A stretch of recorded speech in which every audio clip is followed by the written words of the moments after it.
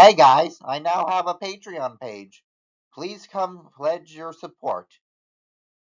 I have exclusive videos that are remasters of my old YouTube videos and polls to see which movies I should watch. Hope to see you there. I don't think I'm dropping any hot takes when I say that a meteor hitting Earth would wipe us all out, or that Kung Fu Panda is one of the greatest trilogies ever made, let alone in animation. The first two movies are held up as some of DreamWorks' best, and even the third is still a great movie. So you can believe there was a lot of hype going into this movie from both me and everyone else. So, did it live up to the hype? I say yes, not as good as its predecessors, but still a really good movie. Now, before we get into the film, I just want to say what is up with animated movie trailers these days? Disney barely releases any, Pixar completely misses the point of the movie, and DreamWorks only releases them 3 to 4 months before the film releases. Why is it that Illumination is the only one who knows how to market their movies correctly? Anyways, on to the movie. Starting with the things I dislike, the chameleon is fine. I do see where they were going with this character. As someone who wanted to learn Kung Fu but couldn't due to their size, it could have made for a great counterbalance to Poe, who was judged for the same thing.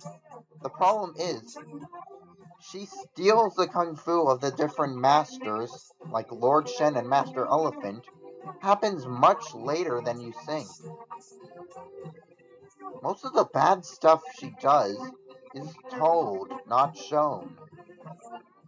And what is shown is just her pushing someone down a cliff, which could have been like a god move, but the character needs to fully lean into that, like Omni-Man does. Speaking of the previous villain's return, sorry to say, but that only happens in the final act, and they don't really do much. But that final scene where the villains finally bow to Master Po, and Tai Lung in particular congratulates him for becoming the Dragon Warrior, really hits hard as he's finally come full circle. The animation, of course, is great. The fight scenes are some of the best ever. The background is gorgeous with the vastness of Gunmen City, and the textures are well detailed, and the lighting is fantastic.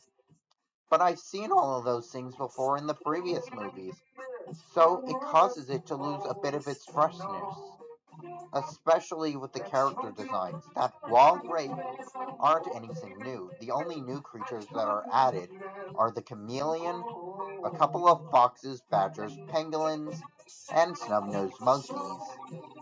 By no means is the animation bad, far from it. It's mostly the same as before. Alright, that's enough with the negatives. Time to talk about the positives. Everyone knows how great these movies are. But one thing you may not have known, at least in my opinion, is that each one has something that they do better than the other. For example, the first has the best villain, while the second has the best drama and score. But the third has the best visuals, and this series has finally capped off with the best character interactions of the franchise. Ping and Lee's worryingness about their son was super heartwarming and charming to the point that you don't mind whenever there's a scene with them, as they are very delightful and give subtle gay representations without displeasing the Chinese. I mentioned how the visuals don't offer anything new, but like I said, that doesn't mean it's bad, far from it. The best part is easily the action scenes, especially with the chameleon shapeshifting, providing a lot of creativity. The humor is really good, with the witty dialogue and some nice slapstick, neither of which is too obnoxious or overdone. They all feel fresh and sharp. While the score is nowhere near as great as the second one, it's still pretty nice to listen to. And I'm not gonna believe it, but Aquafina gives a finally a good performance. Yeah, I'm just as shocked as you are. Which leads me to my personal favorite part of the movie, Poe's character arc of accepting the fact that he is not going to be the Dragon Warrior forever. At the start of the movie, Poe is reluctant to give up on being the Dragon Warrior. After all, it's all he ever wanted, and all he's ever needed. And change can be difficult for people, especially when it comes to aging. But when he hands it out, that's exactly what happened. He's reluctant. Until he met Zen, voiced by Aquafina, who finally gives a good performance for once.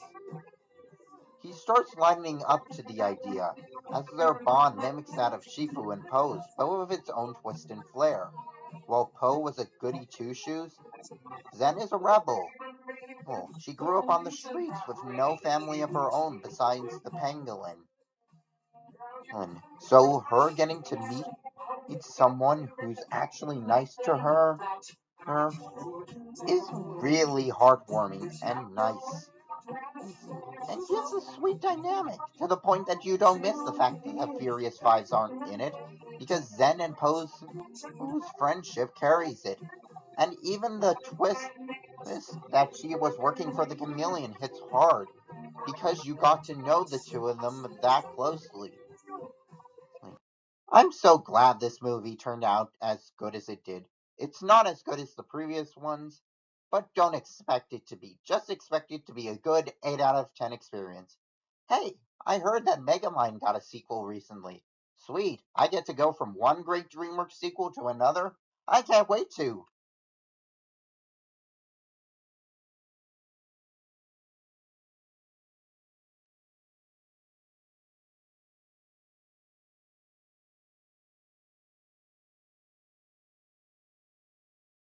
Well, at least the wild robot looks interesting. My name's the writer Azura.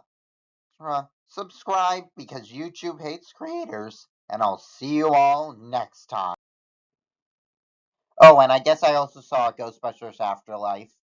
It was fine. Honestly, the most interesting thing about it was that I put fairy floss, or cotton candy as you Americans call them, in my raspberry freeze, which makes me wish that there were fairy floss slushies. Try saying that 10 times fast.